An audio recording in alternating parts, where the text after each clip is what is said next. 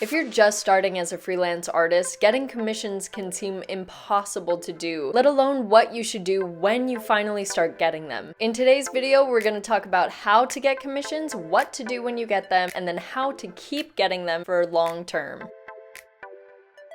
What's up guys, and welcome back to another episode of Missflips. My name's Marissa and I am a freelance furniture artist. So what I do is I take old and beat up furniture and I flip it for a profit. When I was first starting out, I had absolutely no idea how to go about getting commissions. So first let's go over why getting commissions is so important. So a couple weeks ago, I went through a phase where I just had a bunch of furniture in my garage and I wanted to get some of it out, so I started flipping it. But none of it was moving. None of it was selling, nobody was buying it, and I was just sitting there like, dang, if I don't make a sale soon, I'm gonna be in some trouble here. And lo and behold, a commission came in. Commissions reach a market that your local sales don't typically meet. So if you're selling things locally, like on Facebook Marketplace, OfferUp, Craigslist, those items might not sell to the demographic around you. However, having commissions can be from anywhere. You can ship your pieces anywhere. So if someone likes your work enough and they see it somewhere online, they're gonna commission a piece from you wherever you are. And you're reaching people who may actually appreciate and like and want to pay the value that you are worth. Speaking of, that goes into point number 2 on why commissions are important. You can fetch a higher price for commissions than you can in a local market, because people who are shopping for your type of art on Etsy are usually willing to pay a higher price, because when people are actively seeking work online, they are ready to pay a higher premium because they are seeking it out. Another reason why you can make more off of commissions is because it takes more work. It takes more energy, because when they're commissioning you for something, they're commissioning you for something specific, be it dimensions, style, or any other specifications that someone may have for their commissioned piece. Whereas your local audience is probably looking to get a deal, especially if they're shopping on Facebook Marketplace or OfferUp. So the next thing we're going to cover today is how to get them. First step, marketing. As a freelance artist, you have to be your own marketer. And I know that's daunting. I know it, believe me. But we're gonna make it easy. So the first thing you're gonna need is social media. In my experience, the most important site for you to have an account on is Etsy. Etsy is an online store for creators like us to go and list their items so people can find them from all over the world. And this is where I get the majority of my commissions from. Every single piece that I've done has been different. So for my type of art, I can't necessarily make it to order. So I can't list things on Etsy and say that they're available unless they actually are, especially because I am buying things used and refurbishing them. I can copy and mimic the style, but I can't recreate the same piece. But if you're making smaller items from scratch, it is kind of easier to replicate. So putting things on Etsy to order is actually, in a way, a form of getting commissions. But for things that can't really be created, like paintings, furniture, sculptures, getting commissions is just a little bit more specific. So on my Etsy store, if you go to it, you'll see that I have a whole bunch of listings that have already sold. And the reason why that is because I put them up there as examples of my work. And I always put in the description of my pieces, message me directly for details on commissions. I also make sure to say in the description that this piece has sold and is not available, because you don't want someone to put that into their cart thinking that it's available and then have to decline their order and all that good stuff. I even went the extra mile just to make sure, because I did have one person put it in their cart and buy it. I made sure to put sold sign on the first photo of every single listing that is sold. That way I do everything on my end to let the buyer know that this is not available. Next thing we're going to talk about is social media and the importance of it. Do not underestimate the power of TikTok. I resented having to get a TikTok. I did not want to do it. I did not want to have to keep posting video after video after video. But let me tell you, it has driven so much traffic to my Etsy page, and I have actually gotten several commissions from it. Now you might be thinking to yourself, why do I need all these different social media platforms? Having to stay on top and post different content and like do all those things and market yourself, all of that can be so exhausting. But I'm telling you, it is so worth it. Facebook, Instagram, and TikTok. The three most invaluable social media platforms that you can be on right now. Why? Because again, it goes back to demographic. Getting a broader range, having more people look at your art. With social media platforms, you have no idea who your content is going to reach. And every single impression that your content makes is a potential client. And to ease that load a bit, to make making content for all these different platforms easier, I highly recommend batch creating your content. Creating a whole bunch of content in one day. For me, I set a day aside and I just make content. Consistency is really important when it comes to creating a social media presence. So ideally, you want to be posting something every day, and right now, Reels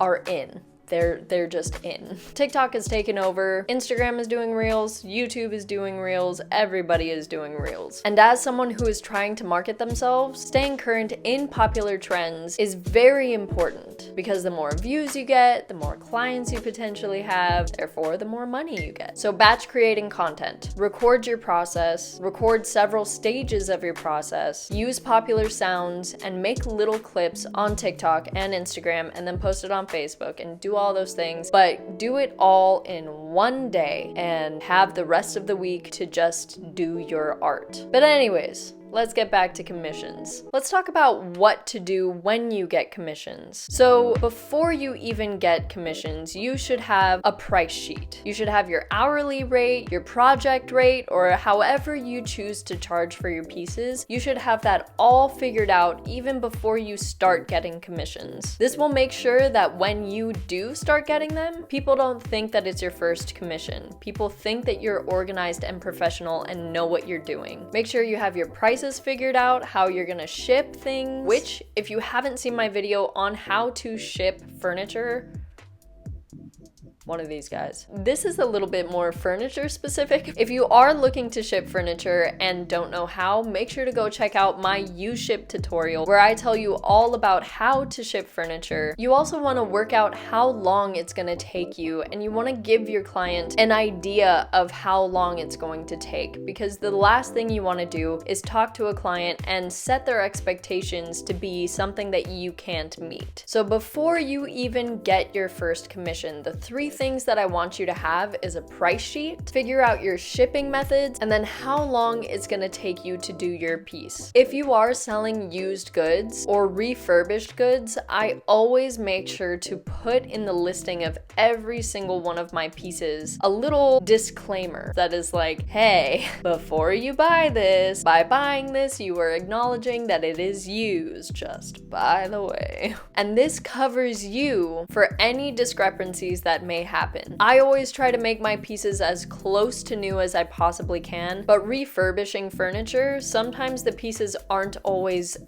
pristine, absolute, in new condition. So having that disclaimer there protects me in case there is any discrepancies from the client. When you do start getting commissions, I always like to have a whole spiel that I give to my clients. I always make sure to ask them questions before I start. What kind of piece are you looking for? What are the dimensions? Are there any requirements that I have to meet? What kind of style do you like? Usually when they message me, they reply to a listing, and so I can see kind of the style that they want based off of the listing that they reply to, but sometimes they just message me without a listing attached to it, so I have to ask them, what kind of style are you looking for? And then what I always ask is, what is your budget? Because with furniture, for example, if I'm going out there and buying a used piece of furniture and I don't have someone's budget, I don't know if I can buy a piece for $200 and have my profits be the same. Based on their budget, I may only be able to afford a $50 piece. So discussing budget before doing anything else is super important. And it also gives you some info on what you can and can't do with this piece. Can I buy new hardware? A better quality paint? I always do my absolute best to work within my client's budget, but I also also do make sure to let them know if they have a lower budget that does mean that you are going to have to cut corners somewhere. Because at the end of the day, you want to make sure that you are getting what you are worth. Something I also always ask my clients is where they live, because I personally like to give my clients a shipping estimate just to tell them how much shipping is going to be. And with UShip, you can get a free quote as long as you have the shipping zip code and the delivery zip code. So the things I ask my clients before I start: what kind of piece are you looking for? What style? What dimensions, if any? Their budget, and where they're located. So now that we know what to do when we find a client, let's talk about what to do after we find a client. So you guys have talked about all those 5 things. Now you are on the hunt for a piece. When you find a piece, I find that it is in my best interest to say I require payment for the piece up front. So the price of the piece that I'm going to be paying the seller, I require my client to pay me that fee. That way, if for some reason along the process they decide to drop out, you aren't paying any of your own money out of pocket. It is coming from your client. And that's why for me it is super important to have every single type of payment app, because not everybody has, Zelle, Venmo, Cash App, or whatever the case may be. So you gotta have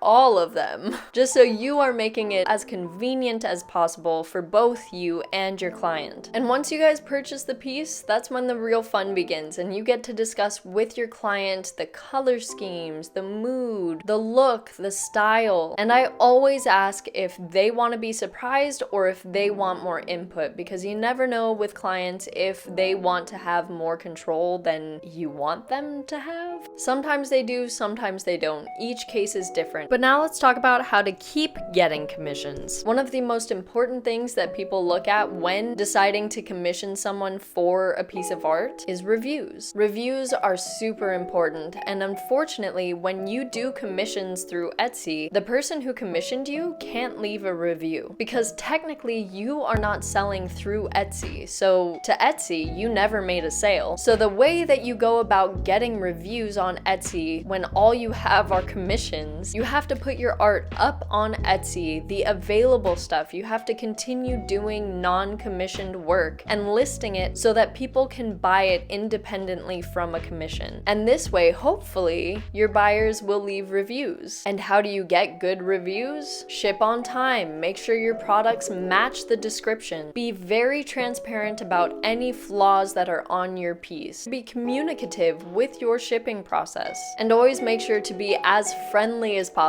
By doing those things, in my experience, you will almost guaranteed get a 5-star review. Good communication, being nice, and transparency. So basically, just being a good person, I guess. But again, consistency is key. So you want to be consistently adding new projects to your page, so that way people are being notified when you upload a new project. And whenever they see something that you post, it might be their new favorite item in their cart immediately. They might commission you for a similar piece if it's, say, the wrong dimensions, but they want something similar. But one thing you have to get good at is taking flattering photos of your work. Whatever your work is. I don't even care what kind of art you do. If you don't have good pictures, it's not gonna sell. Or people aren't gonna think that it's worth what it's actually worth. Photos are everything. But if you want to keep getting new clients, making your product look enticing and making it look good, basically the most important thing. And lastly, consistency. Again, can't stress it enough. Being consistent on all social media platforms, reaching out to that demographic, making sure that you are pushing the boundaries of your demographic circle and extending it as far as you possibly can. That is honestly the best thing that I can recommend doing to get new clients and to keep getting them. With all that being said, go forth, sell your work, demand the prices that you rightfully deserve for your art, and sell your little hearts out. I hope that you guys found this video useful. If you did, please make sure to leave a comment, like, subscribe, hit that notification bell. And if you want other ways to support Missflips, I have a membership program as well as links in the description below on how you can do that. But until next time, stay flippin'.